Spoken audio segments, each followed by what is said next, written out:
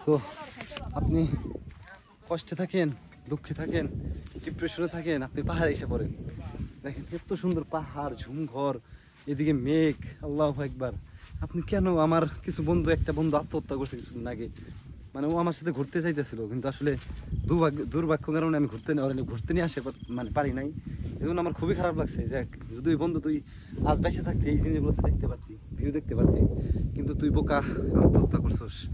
মানুষ আসলে কষ্টে আত্মহত্যা করে, জানি না কি জন্য শয়তানে ধোকায়। কিন্তু দেখেন এই জিনিসগুলো যখন দেখবো, মেঘ, আল্লাহ, দাদা আমাকে মেঘ দেখাইতেছে, উফ, আল্লাহু আকবার। আল্লাহর কাছে শুকরিয়া আদায় করি, আল্লাহ তাআলা এত সুন্দর জিনিস, ঝুম ঘর, মানে এত পাহাড় সুন্দর দেখাইতেছে একটা, মানে এটা আর কি। আর একটা জিনিস ভাবাই কি, মানে সবাই ভাবে আমি সারাদিন ঘুরি ফুরি, কিন্তু ঘুরি ভাই, আসলে ঘুরি কিন্তু চেষ্টা করি নিজে ইনকাম করে নিজে ঘোরার জন্য।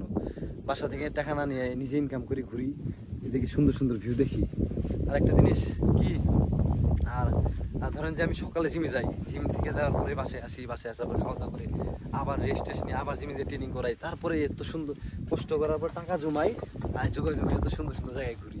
কিটা কি বলবো, আমি আসলে খুব এক্সাইটেড। আমি আসলে মানে এতদিন পরে এত সুন্দর জায়গা দেখলাম, ঝুম দেখলাম, ভালোই লাগতেছে আর কি। সো এই টাইমে আমার ফোন চার্জ শেষ, কথা, আল্লাহ হাফেজ।